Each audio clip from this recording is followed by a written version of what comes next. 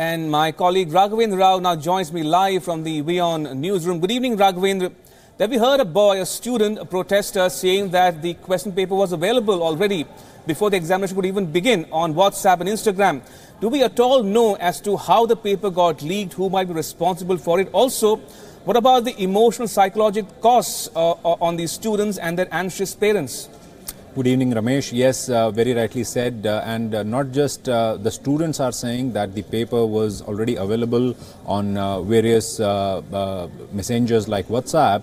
But what has now come to light is that even the CBSE was probably aware that there were allegations. In fact, an anonymous complaint had reached the CBSE headquarters a day before the class 10th examination, and that complaint was forwarded to the Delhi police. But why did the CBSE not consider putting on hold that examination? Now that is the big question here.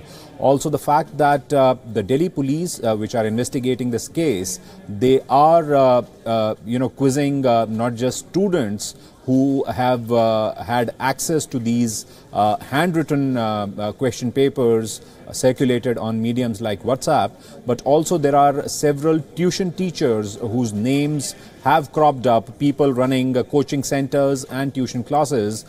Some of those people are also under a cloud. We are given to understand that almost 30 to 40 people, including some students who had received these papers as messages on messenger applications, and several tuition teachers are already under a scanner. They have been interrogated by the Delhi police.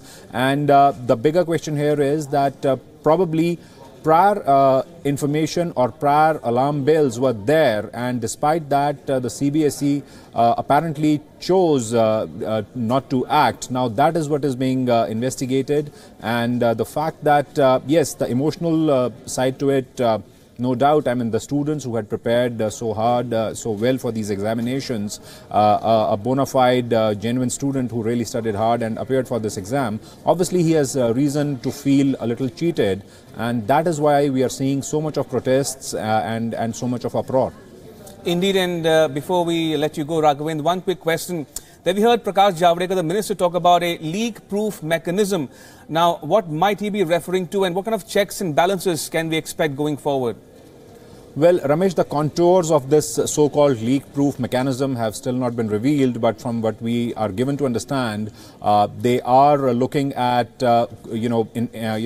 enforcing some more codes into the system, wherein the question papers reach the examination centers in an electronic form just an hour or half an hour before the exam is to commence, and then printouts of those question papers are taken right at the examination centers itself, and even the coding of the examination papers is being considered, wherein wherein the exam paper, wherein the question paper is the order in which the questions are placed, it is not same for differently coded question papers, much like what happens in competitive examinations conducted by the likes of UPSC.